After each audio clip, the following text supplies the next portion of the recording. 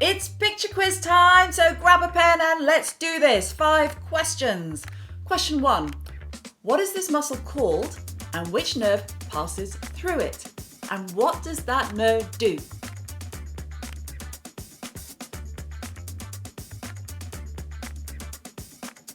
Question 2. What are the boundaries and contents of the adductor canal?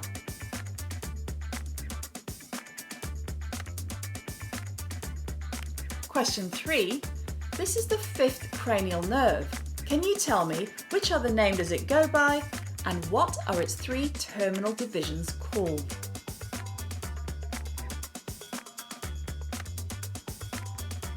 Question 4. What are these 2 muscles called and what do they do?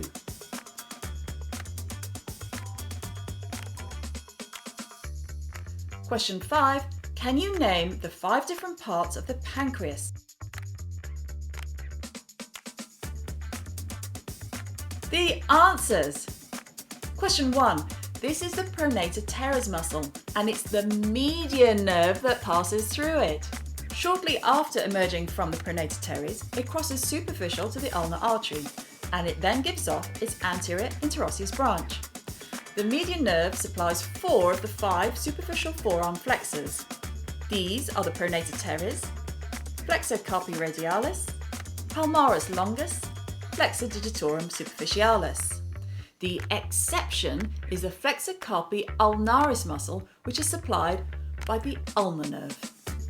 Now, the anterior interosseous branch of the median nerve goes on to supply all the deep forearm flexors, which include flexor pollicis longus, pronator quadratus, and the lateral half of flexor digitorum profundus. The medial half of flexor digitorum profundus is supplied, of course, by the ulnar nerve. If the muscle is medial, think ulnar nerve. Question 2. The adductor canal, which is also known as Hunter's canal or the subsartorial canal, I think there's a clue in that name, is a groove in the anterior medial aspect of the thigh that runs from the apex of the femoral triangle to the opening or hiatus in the adductor magnus muscle. The boundaries of the adductor canal are as follows. The anterior boundary is the sartorius muscle, hence subsartorial canal. Laterally is vastus medialis, and posterior medially there are 2 muscles, adductor longus is superior and adductor magnus inferiorly. The adductor canal contains the femoral artery, femoral vein, nerve to vastus medialis, which is from the posterior division of the femoral nerve, and the saphenous nerve. Question 3. The 5th cranial nerve is a beast of a nerve, and it is in fact the largest of the 12 cranial nerves. It has both sensory and motor components.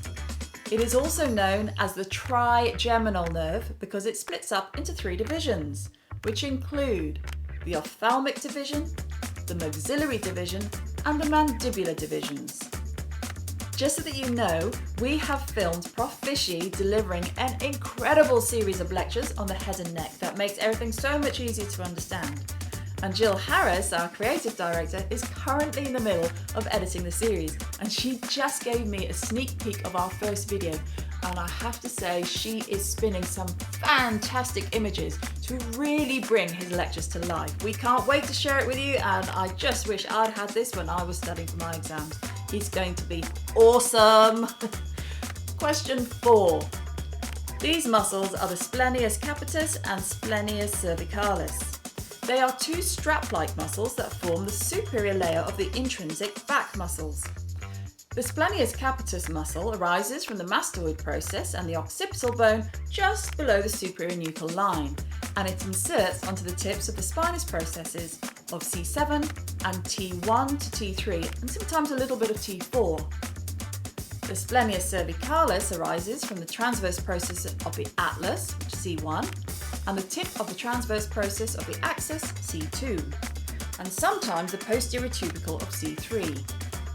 It runs downwards to attach below the Splenius capitis onto the spinous processes of C3 to C6. Both these muscles extend and rotate the cervical spine. Question 5. The pancreas lies mostly behind the stomach and also the transverse colon. It consists of the uncinate process, the head of the pancreas, the neck, the body, and the tail, which is under the spleen. So how did you do this week? If you liked our quiz, please do share it. And remember, stay funky. Your anatomy